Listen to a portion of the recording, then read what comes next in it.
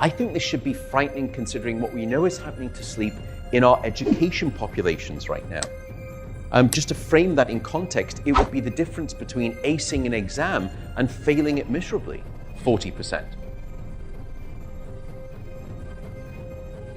What we've discovered over the past 10 or 15 years is that you need sleep after learning to essentially hit the save button on those new memories so that you don't forget. So sleep will actually future-proof that information within your brain. But recently we've discovered that you not only need sleep after learning, you also need sleep before learning. And now to actually prepare your brain almost like a dry sponge, ready to initially soak up new information. And without sleep, the memory circuits of the brain essentially become waterlogged, as it were, and you can't absorb new memories. Let me show you the data here. So here in this study, we decided to test the hypothesis that pulling the all-nighter was a good idea. So we took a group of healthy adults and we assigned them to one of two experimental groups, a sleep group and a sleep deprivation group. Now the sleep group, they're going to get a full 8 hours of shut-eye, but the deprivation group, we're going to keep them awake in the laboratory under full supervision. There's no naps, there's no caffeine, by the way. It's miserable for everyone involved. And then the next day, we're going to place those participants inside an MRI scanner. And we're going to have them try and learn a whole list of new facts as we're taking snapshots of brain activity. And then we're going to test them to see how effective that learning has been. And that's what you're looking at here on the vertical axis, the efficiency of learning. So the higher up you are, the more that you learn.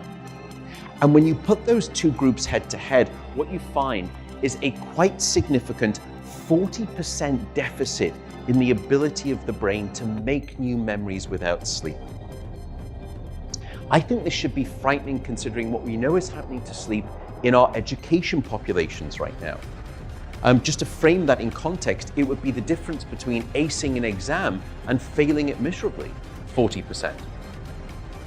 And we've gone on to discover what actually goes wrong within the brain to produce these types of learning disabilities. And there's a structure that sits on the left and the right side of your brain called the hippocampus. And you could think of the hippocampus like the informational inbox of your brain, in that it's very good at receiving new memory files and then holding on to them. And when we looked at this structure in those people who'd had a full night of sleep, we saw lots of healthy learning-related activity. Yet in those people who were sleep deprived, we actually couldn't find any significant signal whatsoever. So it was almost as though sleep deprivation had shut down the memory inbox, and any new incoming files, they were just being bounced. You couldn't effectively commit new experiences to memory. And if you'd like to know what life is like, by the way, without a functioning hippocampus, just watch the movie Memento. I'm sure lots of you have seen it. This gentleman suffers brain damage. And from that point forward, he can no longer make any new memories. He's what we call densely amnesic. The part of his brain that was damaged was the hippocampus. And it is the very same structure that sleep deprivation will attack and block your brain's capacity for new learning.